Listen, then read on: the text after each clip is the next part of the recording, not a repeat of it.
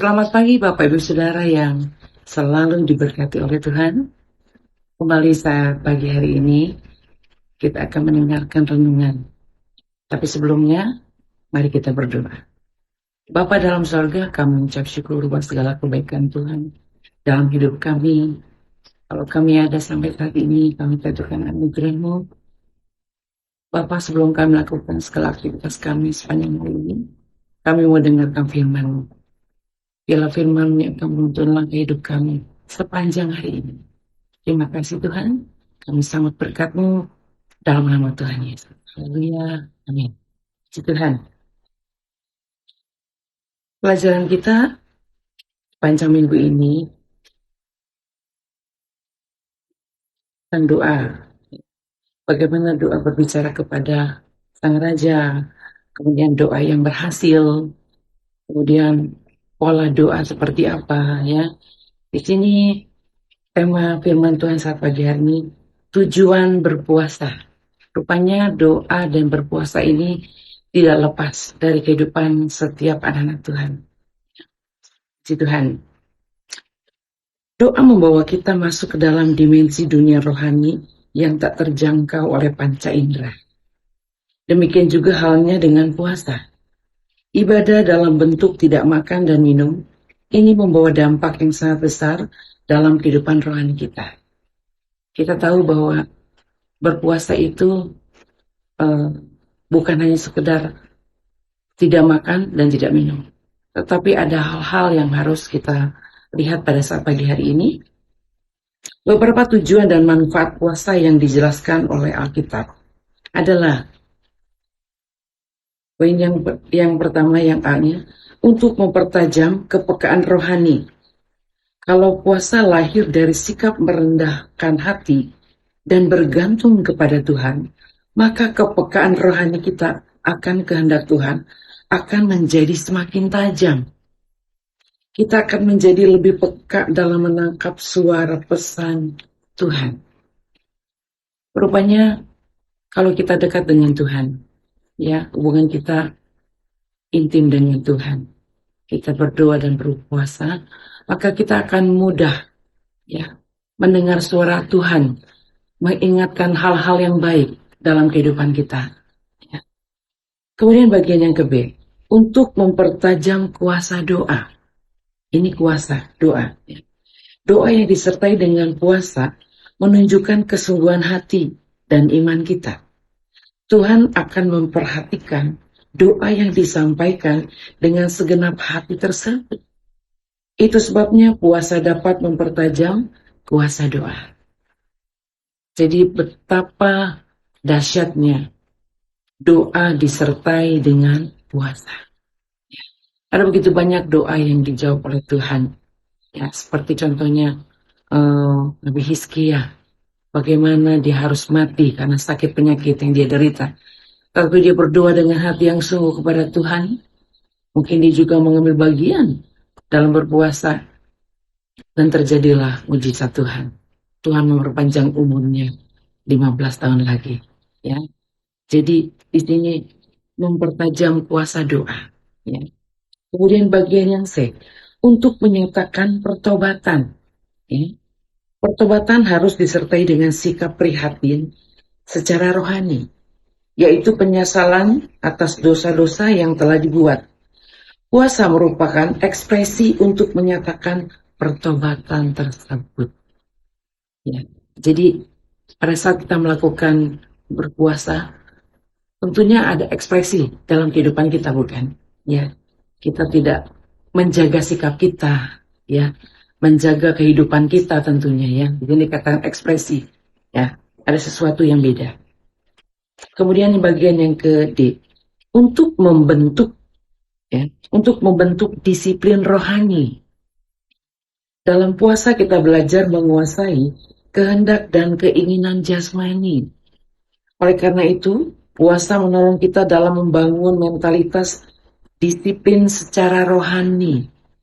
Ya, kalau kita lakukan itu secara teratur, doa dan puasa, itu akan mendisiplinkan rohani kita.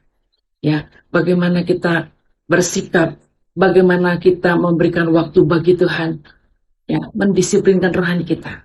Ada waktu bagi Tuhan, bersekutu dengan Tuhan, ya, si Tuhan. Kemudian di sini ada yang bagian C-nya, untuk memohonkan berkat dalam pentahbisan serta pengutusan pelayan Tuhan. Tentunya di sini memohonkan berkat para pelayan Tuhan, ya. Persiapkan diri setiap para pelayan Tuhan, minta berkat, minta urapan, dan lain sebagainya. Ya. Yang pertama, Roh Kudus berbicara kepada para murid di Antioquia ketika mereka beribadah kepada Tuhan dan berpuasa. Jadi betapa pentingnya, betapa berpuasanya kalau kita berdoa disertai dengan puasa. Di dalam kisah para rasul 13 ayat yang kedua, mereka berpuasa.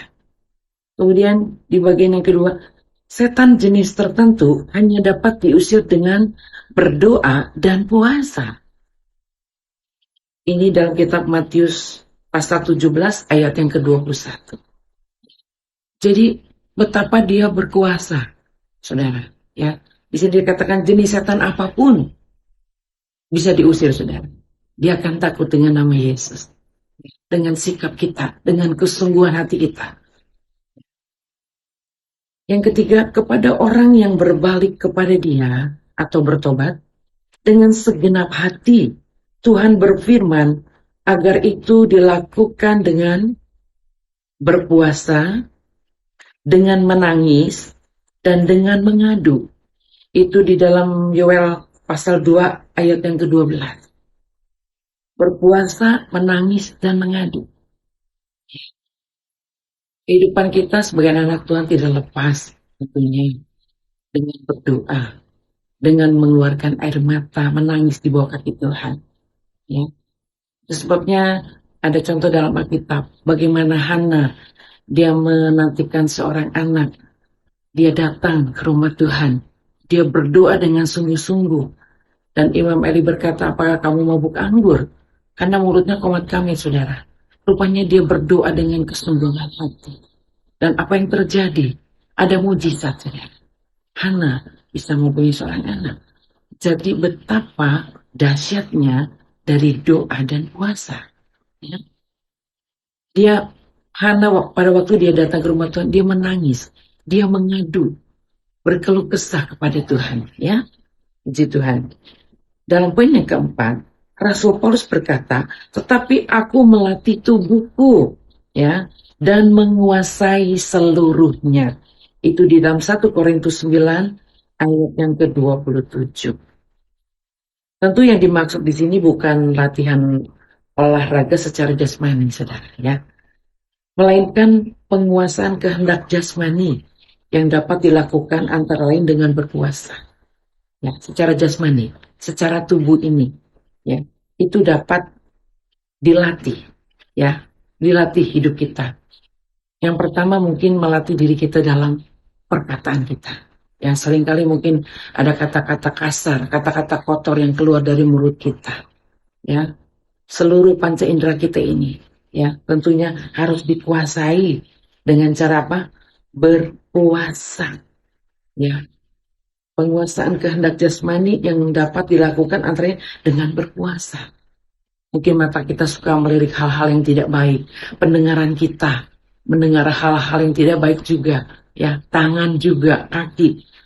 Jasmani ini, saudara, ya, dapat dikuasai dengan apa? Berpuasa. Ya. Yang kelima, para rasul mentahbiskan penatua-penatua jemaat yang sudah ditetapkan dengan menyerahkan mereka kepada Tuhan setelah mereka berdoa dan berpuasa. Di dalam Kisah Rasul pasal 14 ayat yang ke-23, bagaimana para rasul penatua mentahbiskan jemaatnya, ditetapkan menyerahkan kepada Tuhan dengan berdoa dan berpuasa. Sekali lagi, setiap kehidupan anak Tuhan tidak lepas dari doa dan puasa. Rupanya ada sesuatu yang luar biasa. Ya, ada mujizat akan terjadi. Puji Tuhan. Intinya pada saat pagi hari ini ada 5 poin yang saya ingatkan kembali. Tujuan dan manfaat berpuasa. Yang pertama, mempertajam kepekaan rohani kita, yaitu bisa mendengar suara Tuhan. Yang kedua, mempertajam kuasa doa itu sendiri. Ya, kita mengalami mujizat dari Tuhan. Kemudian yang ketiga, menyatakan pertobatan. Ada perubahan dalam hidup kita. Ya. Yang keempat, membentuk disiplin rohani. Hidup kita akan disiplin secara rohani. Bagaimana kita hidup sebagai anak Tuhan. Ya. Kemudian yang kelima, memohon berkat dalam pentabisan dan pengutusan pelayan Tuhan. Tentunya setiap para pelayan Tuhan harus penuh dengan Roh Kudus. Ya. Tidak lepas, harus dekat, berdoa, dan penuh dengan Roh Kudus. Puji Tuhan, saya kini percaya firman Tuhan saat pagi hari mengingatkan saya dan saudara untuk mari kita dekatkan diri kita melalui doa dan berpuasa. Apapun yang Bapak Ibu alami saat ini, mungkin kita berkata tidak ada jalan keluar, tetapi lewat doa dan berpuasa saat pagi hari ini sudah kita dengar, kita akan melihat mujizat dan kuasa Tuhan. Haleluya.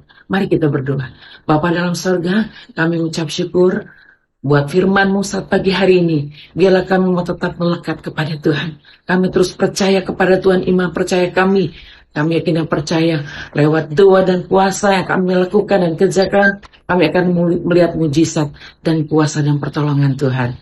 Kami menyerahkan kehidupan kami sepanjang hari ini ke dalam tangan Tuhan. Kami ucap syukur, ini doa kami. Kami alaskan dalam nama Tuhan Yesus Kristus. Haleluya. Amin. Tuhan Yesus memberkati.